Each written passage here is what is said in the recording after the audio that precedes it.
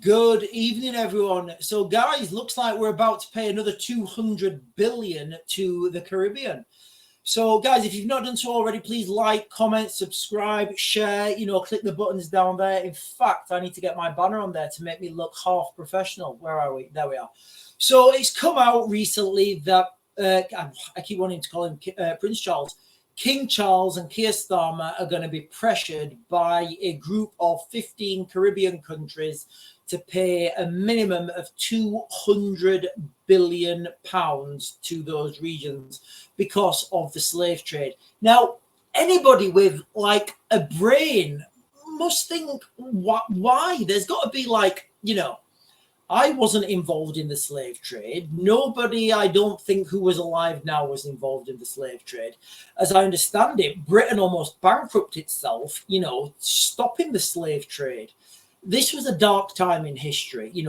What I would say is we're focusing a lot of time, effort, money, resources on things that happened 200 years ago.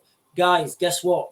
There's still slaves in the United Kingdom at the moment. Where do you think these where do you think these, the people that came over on the boats that have vanished, where do we think they are now? Do we think they've got prosperous jobs and they're I don't know, and they're property tycoons? No, of course not. Allegedly, my speculation from what I've heard, from what I'm surmising, a lot of people are saying that these people that came here illegally recently on the boats, they're being held by criminal gangs, potentially in car washes, barber shops, fast food restaurants.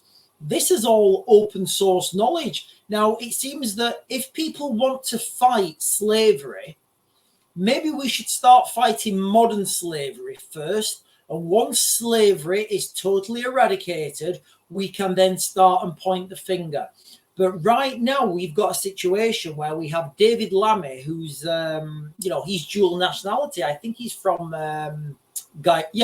so he's British and Guyana. His second passport, as I understand it, is from Guyana, which is right on the top end of, I want to say South Africa, but it's not, South America, to the west, to the east of Venezuela.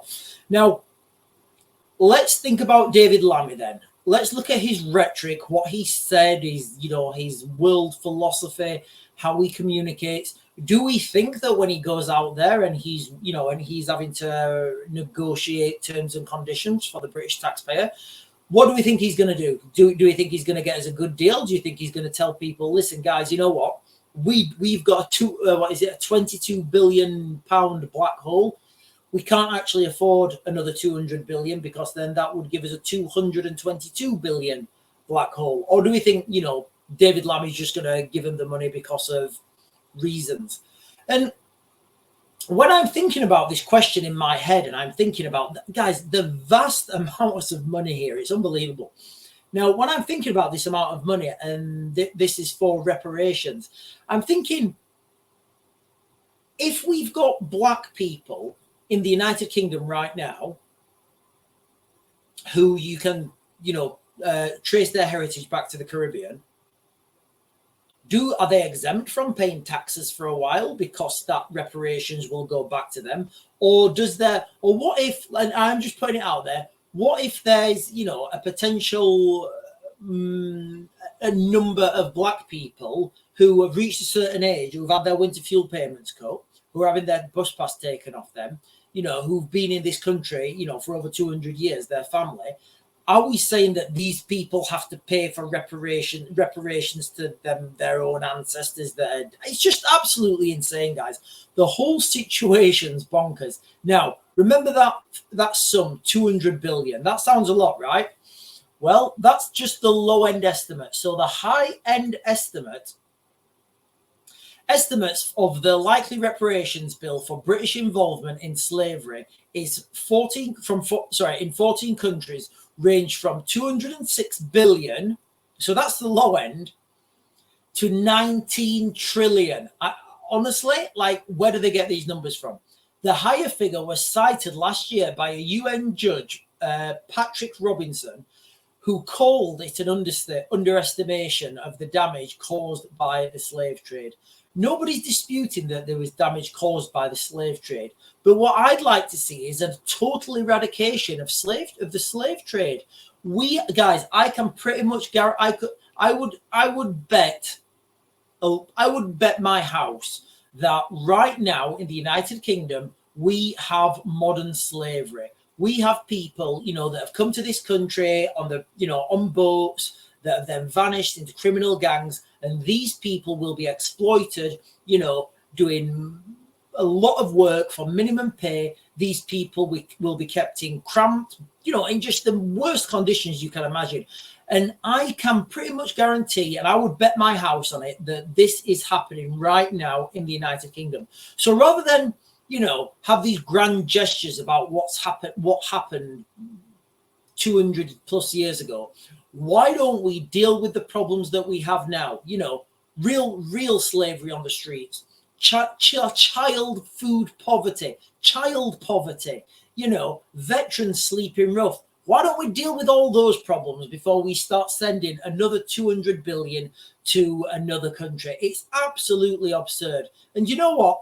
If we have to keep sending this money out to overseas countries, can we just do a 1-for-1 swap? Can we say, right, okay, because I would more than happily trade, a life in the United Kingdom for a life in the Caribbean. If they want to say, right, you know what? You guys have got it so good in the United Kingdom. Give us some money. I say, oh, hang on a minute. Right. Let me come and live in the Caribbean, and you guys come and live in the UK. We'll see how long you last before you want to go back to the tropical weather. The weather's lousy. Everything's expensive. Things are getting worse. We're getting his rights eroded, and it seems like that every 2 minutes we're just having to give more and more money out. Why not £1 billion to everybody? Should we just give £1 billion to everyone, and we'll just pay, and we'll just print the money, and then everybody who pays taxes, we'll just take it on the chin for the next 500 years. Guys, it's absolutely absurd. When you're looking at the top team we have, look at Keir Starmer. I mean, he will do what he's told, basically. And it's come out, and it looks like that the first 100 days in office, he was dictated heavily to by Lord Ali. We've gone down the road of who does Lord Ali work for. It's terrifying. We don't, I wish it wasn't true, but it is. That's the reality. Then we look at the Foreign Secretary, David Lammy. How many times has he been, harping on about, his heritage and how bad that Britain was in hundreds of years ago? And now David Lammy is here to change all that and make amends and make everything right. Can we just start by looking after the communities here in this country first? Can we just, do that? I don't trust the government to go out there and be able to get a good deal for the taxpayer, a good deal, that would, the best deal would just to say, no, guys, you're not having 200 billion. It's absurd.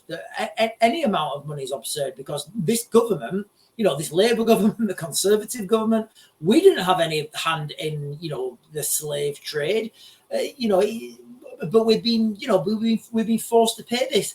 And also, how is this money going to be given? Can you imagine? Can you just think about the absolute absurdity of this? You're going to have right now in the United Kingdom a black community of Caribbean heritage who are getting, allegedly, if this happens, I don't know how it's going to happen.